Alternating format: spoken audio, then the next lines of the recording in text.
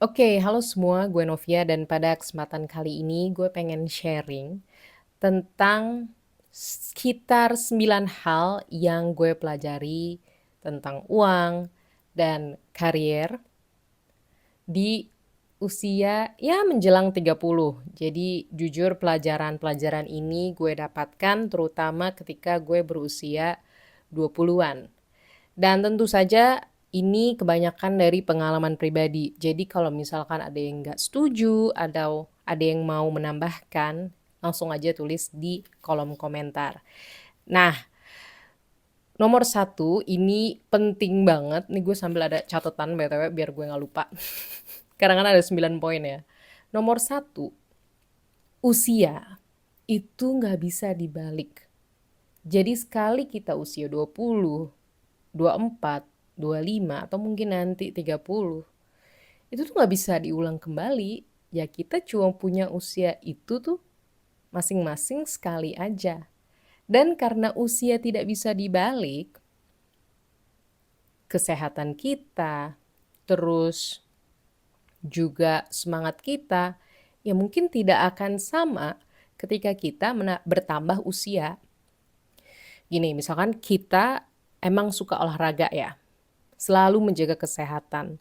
Tapi namanya manusia biasa, kalau kita usianya udah 50, 60, atau bahkan 70 dan seterusnya, tentu tidak bohong, badan kita akan berubah.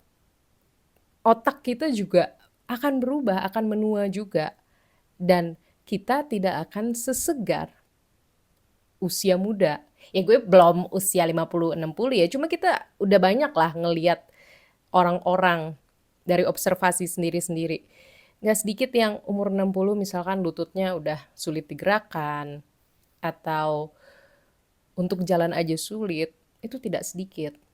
Makanya usia itu tidak bisa dibalik. Kenapa ada kaitannya sama uang dan karier?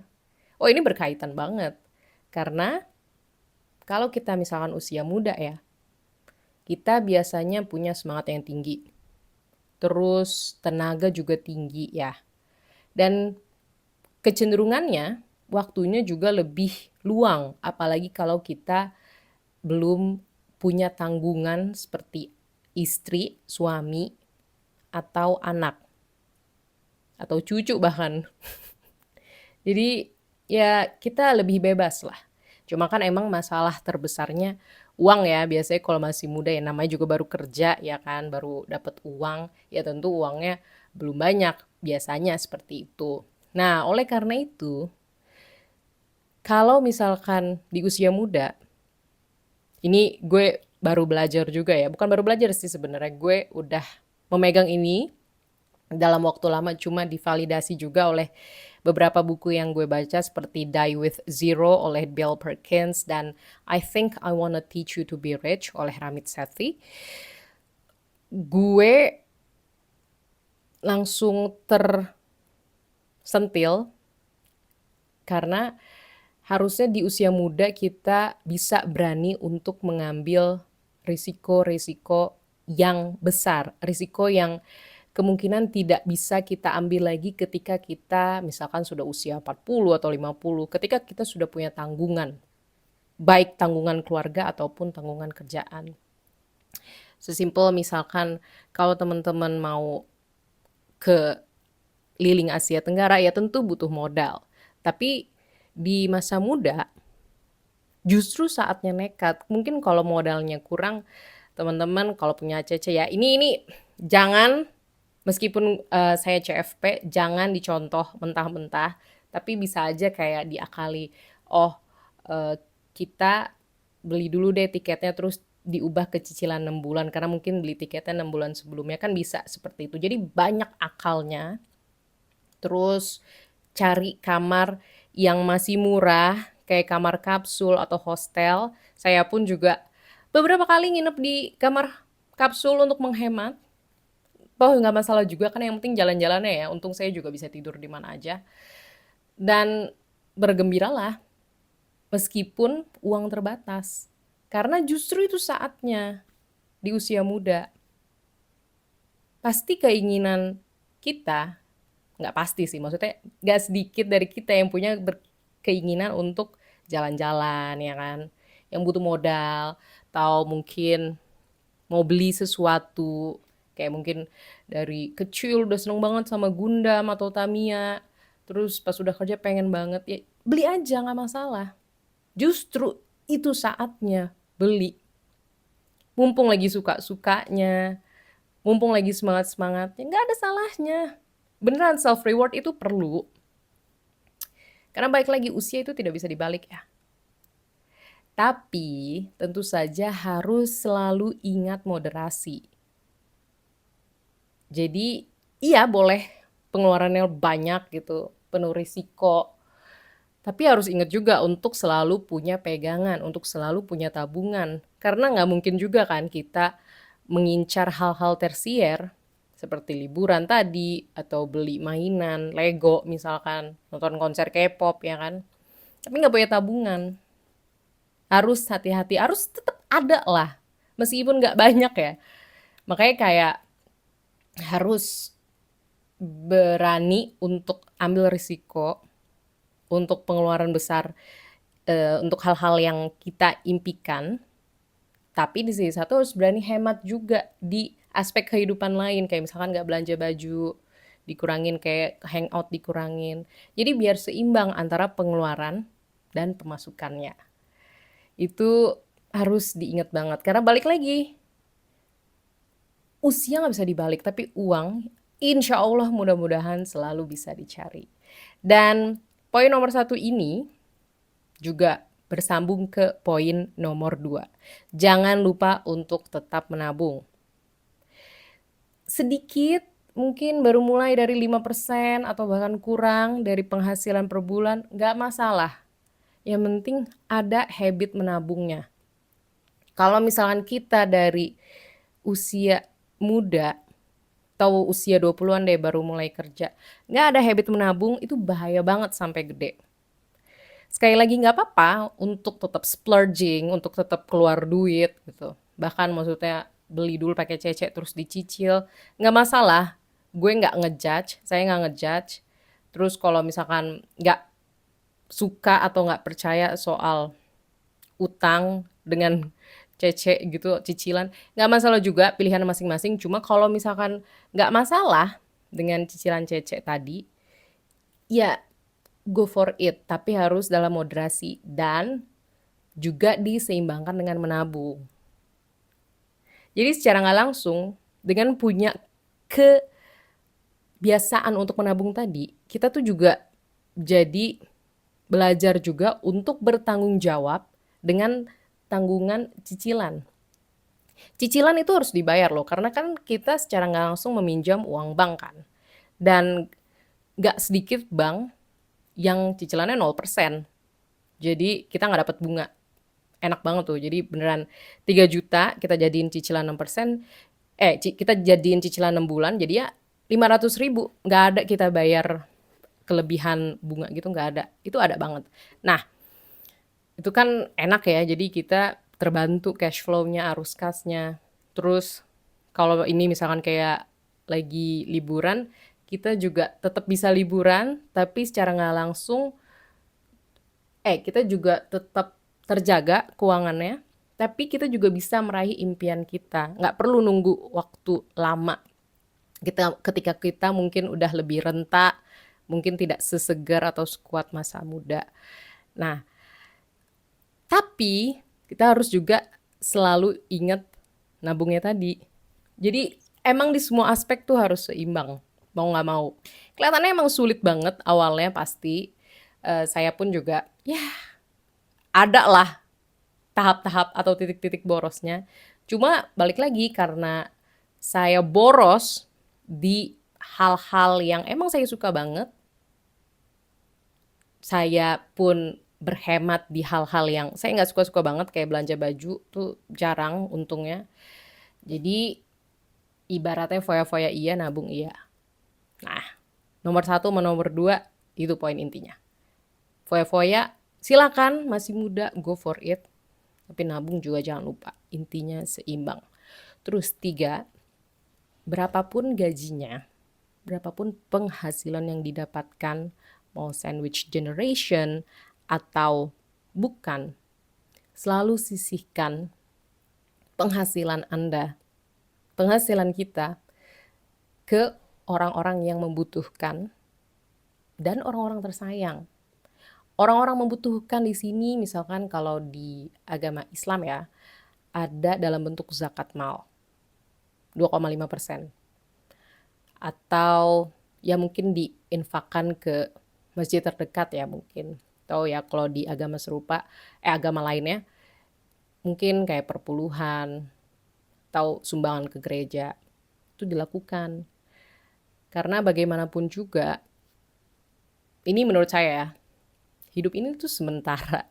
Kita tuh hanya dititipkan ya, harta, buku-buku, mic ini, tubuh ini. Balik lagi ini ke kepercayaan masing-masing, tapi ini menurut saya. Kita tuh dititipkan. Ini bukan punya saya seutuhnya, jadi sebaiknya selalu berusaha untuk berbagi lah sama orang-orang lain yang lebih membutuhkan. Sesimpel juga mungkin memberi tip, kalau misalkan kita memesan ojek online. Ya banyak hal lah, tapi yang pasti harta tersebut tidak untuk kita semua. Terus selain itu, yang tadi saya udah bilang, ke orang-orang tersayang, entah memberikan hadiah, entah sesimpel tiba-tiba GrabFood, sebut merek maksudnya pemesan makanan delivery gitu, untuk adik-adik, untuk orang tua, untuk sepupu, bahkan selalu diusahakan. Tapi balik lagi, semaunya dan semampunya, jangan pernah memaksakan. Karena kan yang penting ketulusan dalam memberinya juga. Kalau misalkan kita merasa nggak tulus, ya mendingan kagak usah ngasih. Dan jangan ngarep berharap untuk dikembalikan. Jangan pernah kayak gitu. Waduh, amit-amit. Ya mungkin adalah di dalam hati kayak, gue udah ngasih, kok dia nggak ngasih. Tapi mendingan jangan deh. Kalau misalkan merasa nggak ikhlas, ya balik lagi mendingan nggak usah ngasih. Tapi di sini ya kita juga belajar juga untuk mengikhlaskan sekian persen dari harta kita. Dan ya udah, setelah dikasih, setelah dilepaskan dari diri kita, udah cukup. Yang penting kita sudah berniat baik, sudah berbuat baik. Udah itu aja dulu. Oke, lanjut ke nomor berapa nih? Nomor 4. Kayak tadi saya salah ngomong, tapi sekarang yang keempat. Selalu berusaha untuk meningkatkan pendapatan. Betul, tadi saya bilang nomor 2, untuk selalu coba menabung meskipun sedikit. Nah, tapi menabung tuh sering banget gak cukup. Apalagi kalau keinginan kalian tuh mahal. Keinginannya tuh butuh uang yang banyak. Ya gak cukup kalau misalkan nabung doang. Ini kenapa ya tiba-tiba tenggorokannya kayak agak sakit, tapi gak masalah. Nah, makanya kita harus selalu bisa berusaha untuk meningkatkan pendapatan. Kayak misalkan dulu pas SMA kelas 12, saya udah pernah bekerja sebagai freelance admin sosial media untuk salah satu merek brand. Jadi sambil persiapan ujian nasional, saya juga bekerja secara online, remote. Jadi sekolah iya, tapi dapat penghasilan juga dapat. Lumayan lah, meskipun hitungannya ya kalau buat orang kerja biasa aja ya, cuma buat mahasiswa lumayan lah. Buat siswa SMA malah lumayan banget pas itu. Terus pas kuliah juga sempet jualan kamus bahasa Prancis ke bahasa Prancis ke teman-teman yang kuliah juga di sastra Prancis. Itu juga lumayan buat jajan tambahan.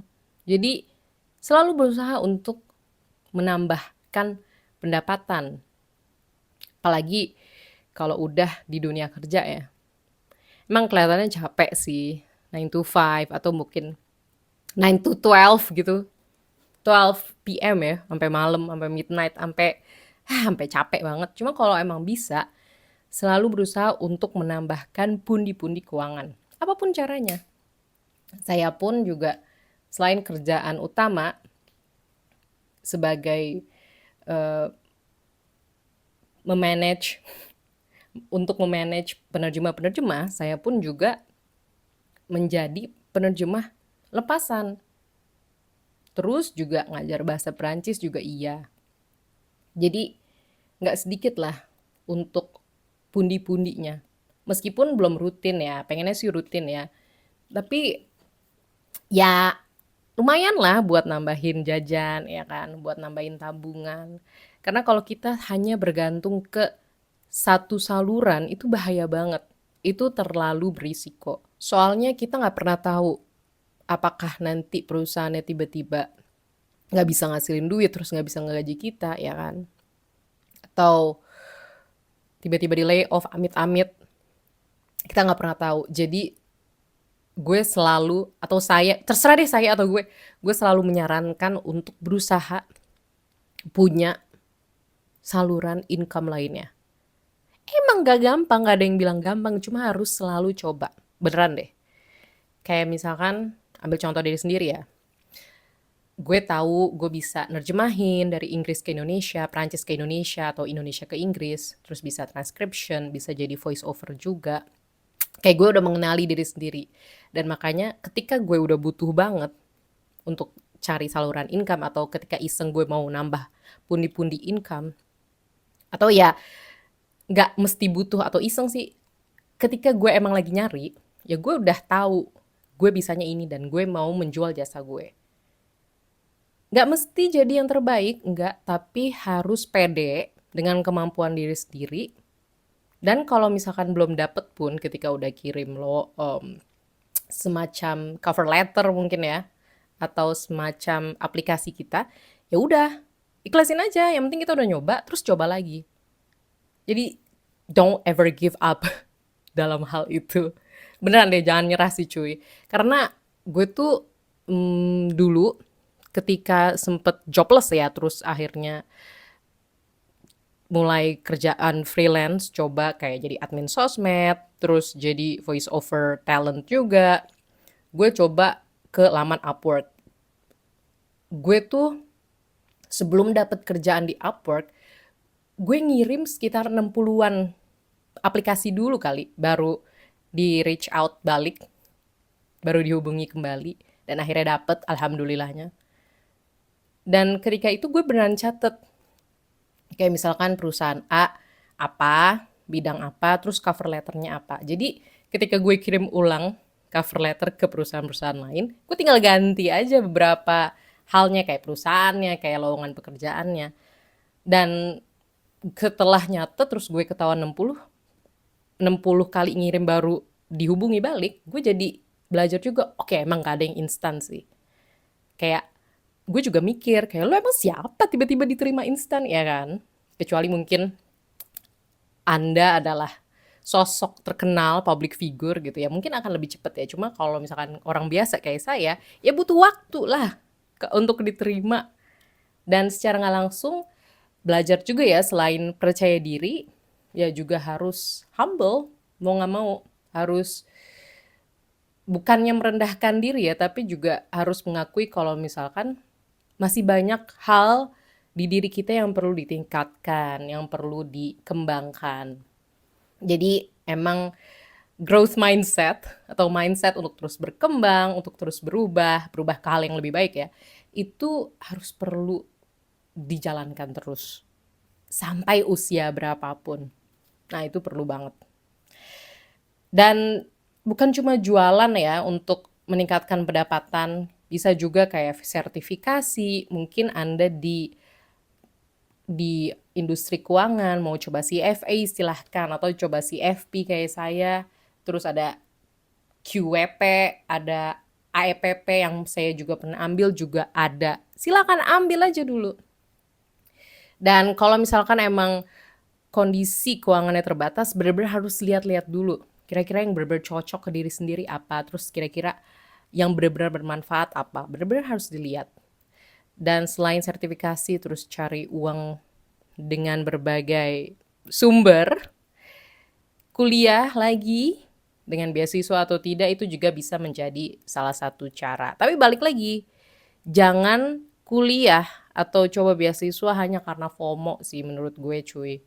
Takutnya ya kalau FOMO doang, nggak bener-bener dari dalam diri, alias lebih kepada, ih kok dia udah S2 ya, gue belum ngapa-ngapain, gue belum jadi apa-apa. Itu bahaya banget. Karena kuliah tuh nggak gampang cuy. Apalagi kalau misalkan kuliah di luar negeri dengan beasiswa, tanggungannya gede loh itu. Kalau misalkan hanya karena FOMO, wah hati-hati deh, takutnya nggak terlalu niat kuliahnya kan, lebih seneng jalan-jalannya, malah jadi, ya jangan sampai, tapi malah jadi nggak bagus nilainya, terus jadi dievaluasi sama pihak beasiswanya, ya jangan sampai kayak gitu. Kalau misalkan emang mau kuliah ya, udah dipikir mateng-mateng sih, kayak emang punya tujuan, gue mau meningkatkan kemampuan, gue mau dapet pendapatan yang lebih baik, nggak apa-apa punya harapan-harapan kayak gitu, toh tujuannya baik kan untuk meningkatkan diri sendiri, tapi jangan FOMO. Bahaya banget kalau FOMO, karena itu kan jatuhnya karena ngiri doang ya, mungkin kita nggak mau-mau banget gitu, tapi karena ngelihat orang lain kayaknya sukses, ya kan, kayaknya berhasil, padahal sebenarnya kita nggak mau-mau banget, ya, ya buat apa? Kan setiap orang beda-beda ya pilihannya. Ini ada analogi sih, meskipun agak melenceng sedikit, cuma gue baru ngobrol sama temen gue yang suka jalan-jalan juga. Gue tuh bilang, gue mau ke Angkor Wat deh, gue kepo banget, soalnya bagus arsitekturnya, terus kayak nyaru gitu kan sama pohon kalau gue lihat di foto bagian candinya. Dan gede banget, kalau nggak salah 2 kali lebih gede daripada Borobudur. Pokoknya intinya ukurannya gede dan bikin gue penasaran. Terus dia bilang, gue nggak terlalu tertarik deh sama Angkor Wat. Terus gue kayak, oke. Ya emang oke, udah selesai, nggak masalah kan. Karena balik lagi, orang beda-beda. Kalau menurut gue ke Angkor Wat itu adalah sebuah kesuksesan buat gue, tapi buat dia enggak, ya nggak masalah. Ya kan? Tapi ini soal liburan sih ya. Jadi kalau misalkan FOMO sebenarnya nggak masalah juga. Tapi kalau soal karir dan kehidupan terus kalian FOMO, hati-hati guys. Oke, lanjut. Terus kelima. Nah, ini pelajaran yang gue juga belajar dari diri sendiri, pelajaran atau ilmu ya. Kalau lulus dan misalkan agak lama dapat kerjaannya, udah kerjain apa aja dulu. Apalagi kalau misalkan baru lulus ya, nggak usah jadi pemilih-pemilih gitu deh. Baru lulus tuh maksudnya fresh graduate, terus udah agak lama nggak kerja, dan udah lumayan urgent misalkan butuh duit, nggak usah milih-milih kerjaan. Beneran, karena setiap kerjaan apapun itu, kalau misalkan kita tahu cara belajar dari hal-hal mundane ya, kayak dulu tuh gue pernah jadi administratif staff atau staff administratif. Terus kerjaan gue kayak beli ATK, fotokopi, bikinin kopi bahkan, terus nungguin tanda tangan, itu gue udah pernah lalui. Dan emang kelihatannya itu sangat biasa aja dan gak penting, tapi gue jadi belajar, oh gini toh kalau misalkan kita kerja baru mulai. Kayak apa aja dikerjain, apa aja bisa diminta. Dan karena kita posisinya baru kerja ya, terus kita juga butuh penghasilannya dan mereka juga butuh kita secara nggak langsung, ya udah kerjain aja. Dari situ sebenarnya kita juga belajar tanggung jawab. Karena kita udah dibayar ya, jadi karena kerjaan administratif dan perusahaan gue pas itu perusahaan baru, staffnya masih, ya Allah staffnya gue doang deh kayak sama satu temen gue, dia sekretarisnya. Jadi ya ke gue banyak hal yang gue perlu lakukan karena kan jatuhnya secara nggak langsung membangun perusahaan baru juga kan. Tapi seru banget sih karena jadi gue juga jadi belajar banyak hal kan tentang perusahaan baru, gimana bikinnya. Terus nggak perlu banyak staff dulu kalau misalkan dapet staff yang agak palu gada. Dan jadi tahu juga kalau misalkan ya administratif emang general ya jatuhnya kayak general affairs, jadi makanya tadi dikerjain apa aja jadi tahu lah, belajar. Dan makanya alhamdulillah sifat palu gada itu, karena mungkin sebelumnya juga udah agak palu gada, juga tetap terbawa seperti sekarang. Jadi gue juga secara nggak langsung menelusuri diri sendiri, oh ternyata gue nggak blow on itu kok kalau ngerjain banyak hal, meskipun kalau mungkin nggak langsung multitasking banyak, tapi bisa lah jalan. Jadi kayak belajar diri sendiri juga kan, makanya jangan khawatir, apalagi kalau misalkan gajinya mungkin masih mepet UMR, gue pun juga dulu mepet UMR, nggak masalah, syukuri aja guys. Baru mulai, ngarep apa sih lu? Ya kalau misalkan emang lo syukur-syukur dapat MT yang bagus ya good for you. Tapi kalau buat teman-teman yang kayak gue, udah kerjain apa aja dulu ya. Dan jangan khawatir, namanya juga baru mulai, ya kan? Nanti insya Allah lama-lama membaik lah. Gue juga harus bilang gue udah lebih membaik lah. Dari pertama kali gue kerja, penghasilan gue udah lebih baik, terus waktu gue lebih fleksibel. Lumayan banget lah, gitu. Dan emang kadang yang sepele-sepele harus dilewati. Namanya juga baru mulai, ya kan? Oke, terus lanjut. Nomor 6. Ini kelihatannya sepele, tapi cukup penting. Karena nggak semua orang punya ini. Poin nomor 6 adalah jangan pernah malu untuk cari uang secara halal. Jualan kek, just tip kek, jasa war, tiket, jualan gorengan. Kalau emang mau ngelakuin dan kalau ngerasa butuh, lakuin aja cuy. Gak usah malu, ngapain malu? Ya kan? Malah bagus kalau misalkan kalian gak punya malu ya. Terus promosi terus, orang jadinya nanti ngeh ke kalian, oh dia tuh jualan. Jangan malu guys. Jadi agen asuransi, go, jualan aja. Tapi jadi agen yang bener ya. Karena banyak agen yang kayak udah dapet nasabah tuh nggak ngurusin, makanya stigma agen asuransi tuh kerap suka agak kurang baik gitu. Intinya jangan malu ya. Apapun, kalau emang memberikan kalian penghasilan lebih, silahkan lakukan. Apalagi kalau halal ya. Bukan apalagi kalau halal, harus halal juga ya guys. Jangan sampai mengganggu hajat orang. Kayak just tip itu kan membantu hajat orang loh. Kita kan secara nggak langsung membelikan dan secara nggak langsung jadi personal shopper orang-orang loh. Itu membantu, itu merupakan sebuah layanan. Dan itu bisa teman-teman lakukan kalau emang mau. Jadi go for it, jangan pernah malu untuk cari penghasilan tambahan. Dari zaman sekolah, kuliah, atau ya justru terutama pas kerja, silakan kerjakan itu. Terus poin nomor 7, ini mungkin nggak semuanya setuju, tapi gue pribadi adalah pengguna kartu kredit yang cukup rutin. Menurut gue kartu kredit itu banyak banget manfaatnya. Gue pun udah nuker berapa kali tuh? 3 kali, nuker berapa penerbangan ya? 5 penerbangan dengan miles. Jadi 4 penerbangan itu kelas ekonomi, jadi 2 kali PP buat gue, terus 2 kali lagi PP buat temen gue. Itu gue beli pas lagi spontaneous escapes-nya. Bukan beli, redeem miles pas spontaneous escapes-nya si Singapore Airlines.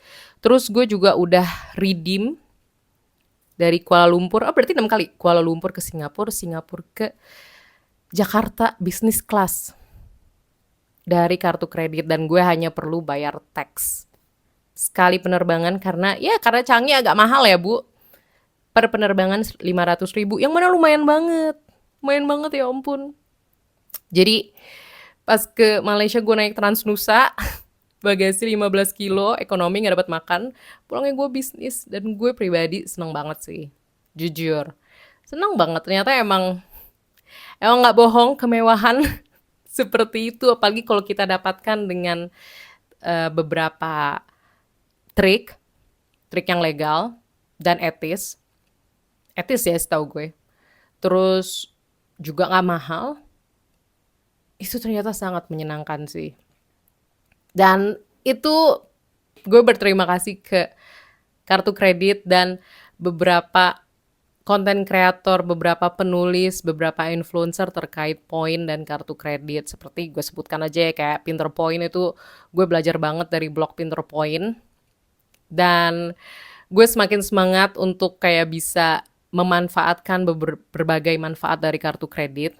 Kayak temen gue pun, setelah gue kasih tahu kalau misalkan kartu ini gak apa-apa ya sebut merek buat jadi informasi aja. Kartu JCB yang precious ke atas itu bisa masuk launch secara gratis, kayak ada kuotanya per tahun. Dia langsung coba di Changi dan akhirnya dia bisa makan gratis. Cuma swipe aja tuh kartu kreditnya. gratis, terus istirahat juga. Wah, enak deh. Jadi kayak untung kan. Gue jadi ngerti, oh ini ya makanya orkai makin orkai karena satu, kan orkai kebanyakan kan jualan ya, pengusaha. Dan pengusaha tentu kayak misalkan dia apa ya, jualan restoran gitu, beli beli bowl restorannya, mangkok, garpu, sendok, itu kan butuh duit ya, dan dia bisa beli pakai kartu kredit. Terus belinya lumayan banyak karena kan customer-nya banyak ya. Nah, kalau dia belinya pakai kartu kredit, lumayan dia dapat miles ya kan, dan milesnya dia bisa pergi jalan-jalan pakai business class atau first class atau suite class bahkan. Jadi gue ngerti di situ. Maksud gue balik lagi gue orang biasa. Sejauh ini gue nggak ada usaha apapun ya selain jasa-jasa gue. Tapi gue juga jadi pelan-pelan belajar. Justru kayaknya saatnya belajar tuh di saat kayak gue. Karena masih dasar kan. Pengeluaran mungkin tidak sebanyak pengusaha-pengusaha itu. Tapi enak belajar dari dasar tuh. Kita ngerti dari yang paling rendahnya dulu. Jadi nggak langsung pengen yang langsung tinggi. Karena belajar dari yang rendah dulu, informasi-informasinya itu akan lebih mudah dipahami. Karena kan jatuhnya gue pemula kan, walaupun udah redeem, tapi enak lah belajarnya. Dan kalau misalkan teman-teman menggunakan kartu kredit, terus secara rutin, menurut gue coba mulai cari kartu kredit yang bisa ditukar jadi miles, bisa ditukar jadi poin hotel bahkan, atau jadi cashback deh. Cashback juga oke banget kok. Jangan pernah remehkan kartu kredit yang mengeluarkan cashback. Karena keuntungan juga lumayan, kayak nggak sedikit tuh ngasih 5% cashback, yang mana lumayan banget cuy. Kita nikmati aja lah, emang kapitalisme itu kadang-kadang, apalagi ya buat gue ya, buat kaum menang mending, gue sangat senang dengan beberapa tips and tricks seperti itu. Jadi balik lagi, kalau misalkan teman-teman mau teman-teman mau atau teman-teman emang menggunakan kartu kredit, cari yang perksnya banyak. Dan memang selain karena perksnya banyak, kartu kredit sendiri pun emang cukup menyenangkan untuk digunakan. Apalagi gue juga suka jalan-jalan. Kenapa? Karena kalau kita mesen di banyak bank, mesen di kayak gue sebut aja merek lagi, Agoda, Trip, itu kita sebaiknya punya kartu kredit. Jadi kalau misalkan kita udah bayar terus mau cancellation karena free cancellation, itu baliknya akan cepet. Beda halnya kalau pakai debit cuy. Pakai debit tuh biasanya agak lama ya. Mungkin nggak semua, tapi gue udah pernah ngerasain, mau misalkan contoh ya, kayak gue mau mau balikin deposit. Depositnya tuh sebelumnya kartu kredit ya. Gue swipe, terus habis itu gue swipe lagi buat balikin depositnya. Ada yang nyampe, ada yang enggak. Yang nyampe pun tuh lama, nggak langsung. Sedangkan ketika gue deposit pakai kartu kredit, terus gue swipe balik untuk dapetin depositku, itu cepet banget baliknya cuy. Gila, cepet banget, beneran. Dan selain itu, kalau mau tax refund kan banyak ya, sekarang udah pakai swipe doang. Itu juga baliknya cepet banget cuy. Nyaman lah kalau buat orang yang suka jalan-jalan kayak gue. Terus selain itu, kartu kredit juga bisa bikin cash flow-nya membaik. Gue nggak pernah ngejudge orang mau beli cash atau cicilan, cuma menurut gue untuk pembelian barang yang nominalnya lumayan gede, terus harganya sama aja ya, mau cicilan kartu kredit atau debit, itu mendingan pakai cicilan kartu kredit sih. Kayak misalkan beli HP ya.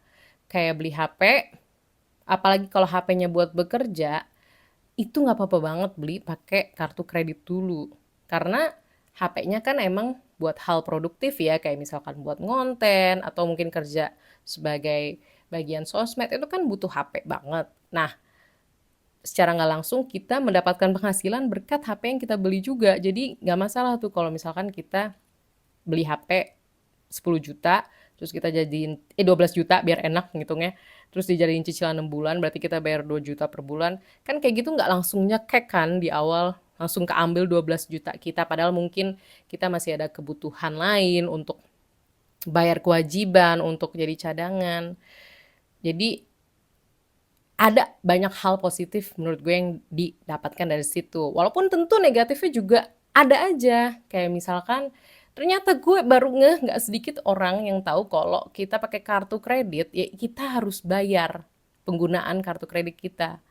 Dan atau bayarnya cuma minimum minimum fee apa minimal fee-nya. Ya jangan, kalau kita memakai kartu kredit ya harus dibayar full nominalnya. Karena kan kita secara nggak langsung itu ngutang loh. Yang bikin adanya bunga kartu kredit adalah ketika kita bayarnya nggak full atau telat. Tuh denda sama bunganya itu bisa gede banget. Makanya kita harus bisa menggunakan kartu kredit ini dengan baik. Seperti pisau aja. Pisau itu bisa bermanfaat atau bisa sangat berbahaya. Tinggal balik lagi kita mau menggunakan pisau dengan bermanfaat atau tidak. Sama dengan kartu kredit. Tapi baik lagi ya, karena ini mungkin agak sensitif, topik kartu kredit, utang, bunga. Baik lagi ke pilihan dan kepercayaan masing-masing. Terus, nomor 8. Ini udah gue sebut juga sih, tapi ini juga penting. Selalu belajar dan jangan pernah berhenti belajar. Sumpah, jangan pernah berhenti belajar cuy.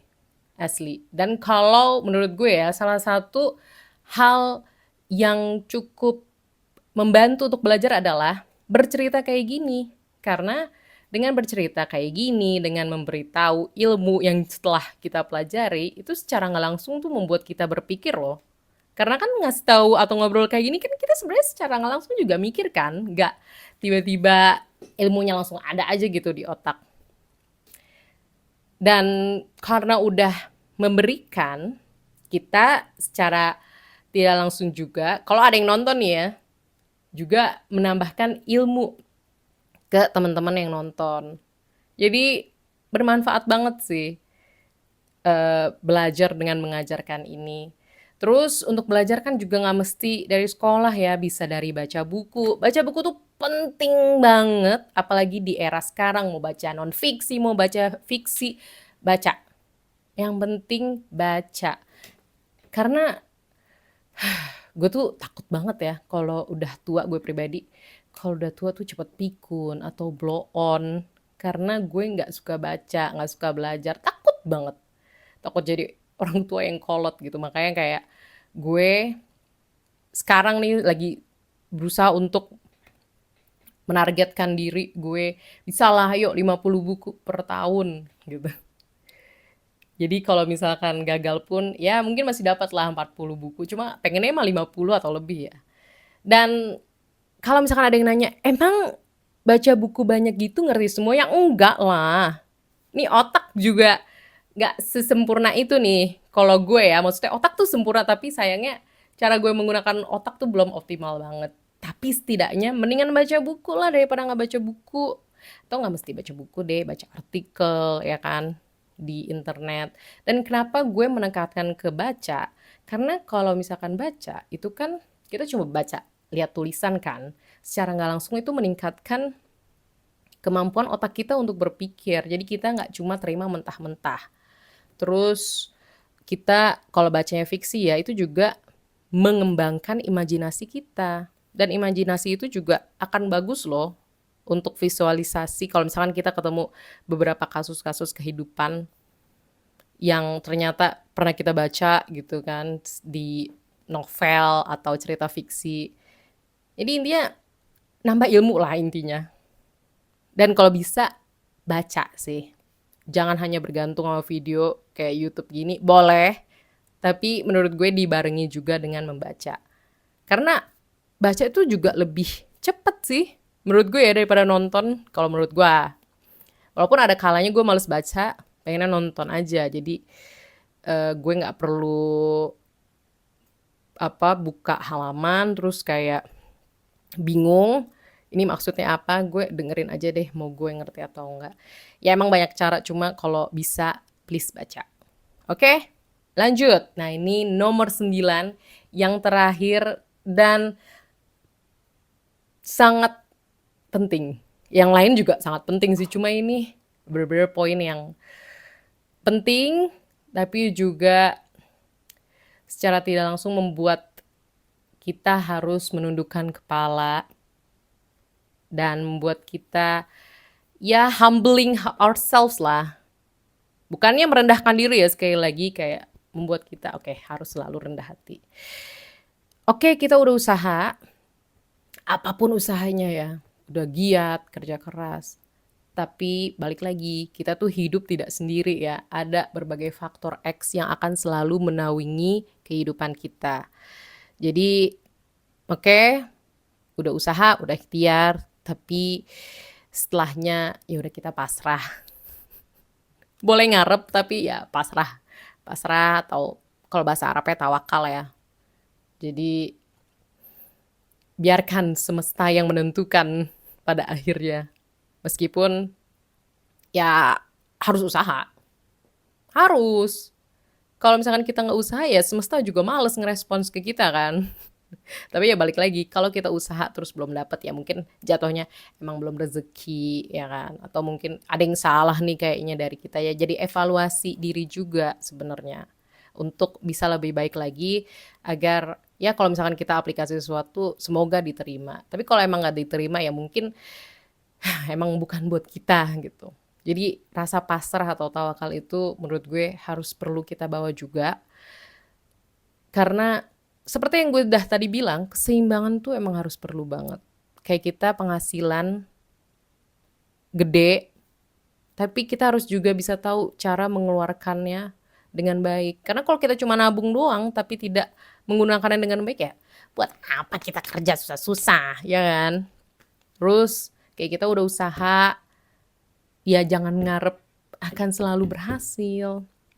Karena banyak faktor X yang lain. Jadi kalau emang kita gagal, ya oke deh kecewa boleh deh. Atau kita udah berusaha, terus masih deg-degan nungguin hasil ya. Kan udah bukan di tangan kita, yang penting kita udah berusaha. Makanya penting untuk pasrah atau tawakal. Itu aja poin-poin dari gue, ternyata lumayan panjang. 30 menitan, tapi semoga bermanfaat buat teman-teman. Kalaupun nggak bermanfaat juga nggak apa-apa. Terima kasih yang udah dengerin sampai titik ini. At least menemani kalian lah ya. Kalau misalkan ada yang mau menambahkan atau nggak setuju atau setuju, langsung aja tulis di kolom komentar. Terima kasih buat teman-teman yang udah nonton dan sampai jumpa di video selanjutnya. Dadah. Kok belum ke